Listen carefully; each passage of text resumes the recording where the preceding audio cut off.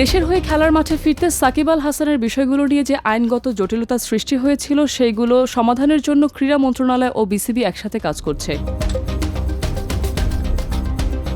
খুব দ্রুত সময়ের মধ্যে সাকিবকে দেশের ক্রিকেটে দেখতে পাওয়ার আশাবাদের কথা জানিয়েছেন বিসিবির পরিচালক ও বয়সভিত্তিক টুর্নামেন্ট কমিটির চেয়ারম্যান আসিফ আকবর।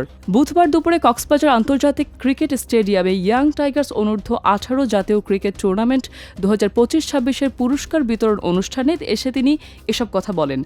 আসিফ আকবর বলেন, সাকিবের বিষয়টা নিয়ে বিসিবির কাজ চলছে, তার ব্যাপারটি এখন বিসিবি হয়ে মন্ত্রণালয়ে পৌঁছেছে। মন্ত্রণালয়ের সাথে বিসিবির লিগ্যাল এইড টিমও কাজে অব্যাহত রেখেছে। সাকিবের যে আইনগত বিষয়গুলি নিয়ে জটিলতার সৃষ্টি হয়েছিল আর সেগুলো রিজিউম করার জন্য আমাদের মন্ত্রণালয় এবং বিসিবি একসাথে কাজ করছে। আমরা খুব আশাবাদী, আমরা খুব দ্রুততম সময়ে সাকিব আল হাসানকে বাংলাদেশের ক্রিকেটে দেখতে পাবো। আপনার মতো সাকিব ভাইয়ানদের মতো সারা বাংলাদেশের মতো আমরা অপেক্ষা করছি। সাংবাদিকদের এক প্রশ্নের জবাবে বিসিবির এ পরিচালক বলেন, কক্সবাজার আন্তর্জাতিক ক্রিকেট স্টেডিয়ামে অ্যামিউজমেন্ট পার্ক সহ তারকা মানের হোটেল তৈরির পরিকল্পনা রয়েছে। তাছাড়া এখানে গ্যালারি সহ অনেক কাজ বাকি রয়েছে। এখন কক্সবাজার ক্রিকেট স্টেডিয়ামে নিয়মিত খেলা হচ্ছে, তবে বড় কোনো টুর্নামেন্ট আয়োজন করার মতো সুযোগ সুবিধা নেই।